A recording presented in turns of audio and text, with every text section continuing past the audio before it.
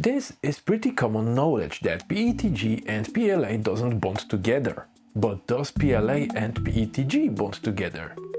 Well, no, I'm joking. But today I will try to explain it why. Sadly, there is no easy answer for this question. There is no yes or no. It depends. I'm sorry, but I will try to answer it as fast as I can. We need to answer 3 questions. Why, when, and how. After that, you will know if you should mix those materials while 3D printing or not. The answer for why question is pretty easy. PET-G and PLA being different materials, different copolyesters and polyesters, they don't bond together while printing at hot temperature. So using PET-G or PLA as an interface layer between supports is quite a good idea. It's super easy to remove the supports, and having almost no distance between 2 materials, the surface is very clean and strong. But when do you want to do it? As you can see, I did a lot of testing here, and believe me, each one of this model that failed took me 1 hour to print, so I did spend few hours or even days to do my own research based on the information I found on the internet, not including AI. I don't do that. I just love when ChatGPT or Gemini just hallucinating about 3D printing. So the best scenario to use PLA and PET-G mixed together on one print is when your printer has more than one tool head or more than one nozzle. You probably already know why. Of course, it's pretty obvious that when you want to have 2 materials on one layer, you need to flush your nozzle. And each time you need to change the filament, you're gonna get a flush. But having double nozzled printer like H2D or X2D, it means that you don't need to flush as much because those nozzles are already armed with those filaments. But if you want to level up, you need to have something like a Snapmaker U1 or Prusa XL, because they have different tool heads and they're gonna mix materials evenly good. But now the meta printing will be probably Prusa with index system. The faster change and of course almost no waste. Okay, but not all models need to have those supports mixed with different materials. For example, let's go to the Bruce Lee statue. One was printed with normal 3 supports with default settings, so the distance between the model and 3 support was 0.2 mm and the layer height was 0.2 mm, where the second model was having 0 mm distance between supports and the model, and we use, of course, PET-G to do the interface layer. When you look at the removal of the supports, you can clearly see the difference, because those with PET-G just fell off instantly. Those with PLA was a bit hard to remove, but it wasn't impossible, it wasn't that hard. You can probably imagine that the model that was having only PLA is gonna have bad overhangs, but actually they are almost the same. PLA is pretty easy to print. It's solidifying pretty fast when you have good cooling, especially on a bed slinger. I use my kobrax because it's the most economic printer in my home when it comes to changing the material. To sum it up, I did compare those 2 figures side by side, and I noticed that the one that has PET-G support interface layers doesn't look as clean as the PLA only one. And I also found out that the flushing volume wasn't correct.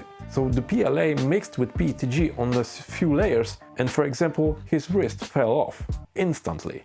And of course, if you see how much waste we have by using this material and counting how much longer the printer needs to take this flushing, I would just suggest to just keep using PLA with PLA supports, especially with organic 3 supports. The problem with the PET-G and 3 support is that every single time that you need to have connection between the model, you need to make a small connection with PET-G.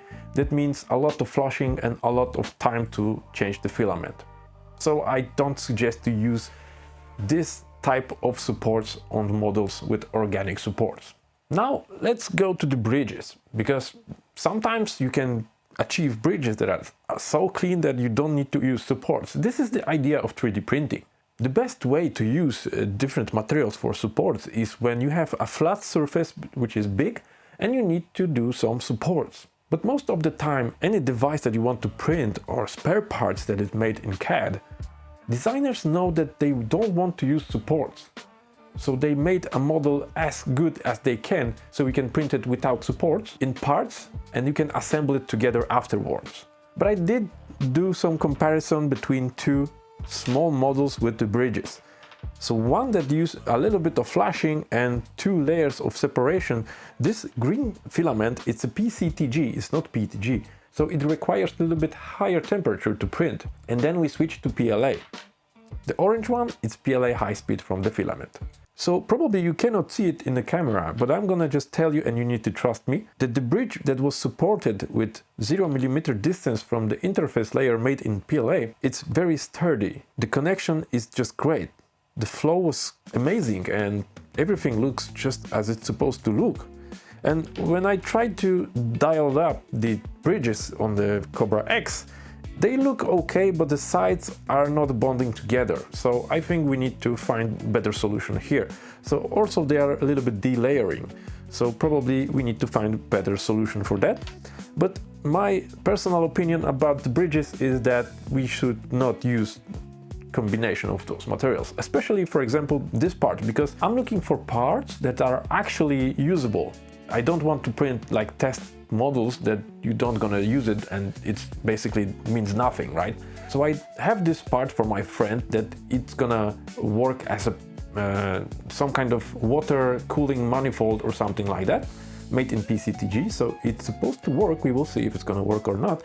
And the funny thing is that we need to have the outlet for the hose on this side, and on the inside we have these canals, so they're gonna be mounted to the block. And you can see that on the both models the overhangs, the bridges, are looking quite good. This is pretty small area to cover with the bridges, so the part without supports looks pretty decent. I'm not sure about the leaking, if it's gonna leak or not, but the other part that had supports and interface layer made in PLA looks much more sealed. So it's bonded together, it's welded together between the lines, so I think it's gonna be more safe to use. But it's still, it didn't take too much filament to flush, because we have only maybe 1 gram of filament. We have a little bit of support, and then we have a little bit of interface layer, but I need to adjust the temperatures here. The other practical part was those 2 tooth wheels, or gear wheels, or gears, I don't know how to call it, because this is also for my friend, and this is printed with PET-G. And now we have something else to talk about, because PET-G having its own supports, it has issues, right? Because the PET-G interlayer connection and bonding is super strong. So even having default settings with 0.2mm distance between supports and the model itself, it sounds okay, but removal it's quite hard because the bonding, right? So using PLA as interface layer will help us a lot. So removing support from PET-G part with PLA interface layer, it's super easy. It's just falling off instantly. So it was quite easy to remove. And this is the situation when we need to use something like this material combination, because as you can see, because this part has small surface area that will touch the build plate, so we need to use support on the one wheel and then on the second wheel. And here this solution will work perfectly, because we can have the bottom interface layer and the top interface layer. So the removal between, it's gonna be super easy. And the waste for this one is just few small poops. So this one totally worth it. This is the situation when we don't have bridges. It's not a bridge. So we don't have 2 points that we can attach, right? So the other part will be this connector for the garden hose. It's just like for 3, I think it's 1 inch to a ½ inch hose connector. So having this part printed this way, we will need to put some supports around, because we don't have a second point, so we cannot connect any bridge. So it's gonna be an overhang. So of course, if it's PET-G or PCTG, it's gonna be hard to remove it, and it's not gonna be looking very nice.